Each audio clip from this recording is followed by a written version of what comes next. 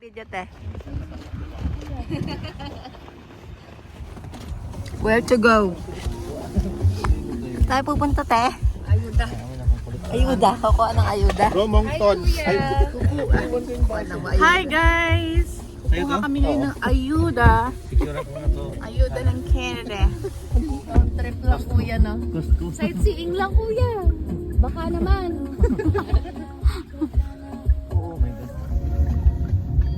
Where to go te?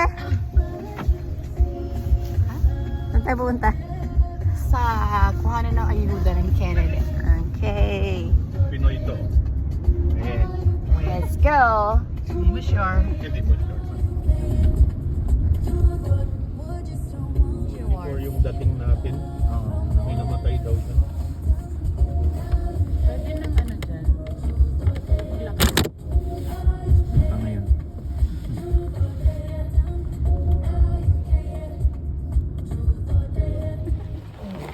Papaawa ka muna te. Bakit kasi tayo nakaganito? Dapat magugutay-gutay yung ano. Wish me luck! Sana makakuha tayo ngayon ng madami.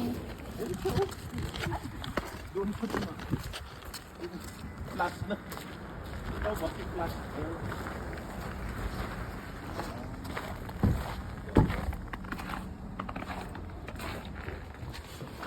This is the ayuda. Ayuda from the food bank.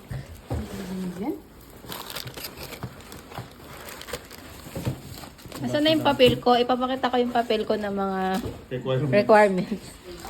This is the ayuda. Buhay na. Bibigyan na tayo ng salt. Ay!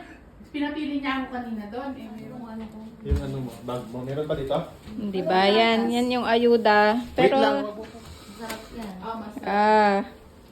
yan na yung ayuda ng ano, Food bank. food bank. Medyo okay na din. no? Makaka-ano na din. Pero 3 persons po iyan. Ito na po yung bagong requirements. Yung proof of address mo, hingi ka kay Yan po ang kay kailangan. Seward. Income Oo, kahit assistance. sa ano lang yun, di ba? Kondi lang naman pala. So, yun na nga guys. Kailangan nyo magdala ng eco bag.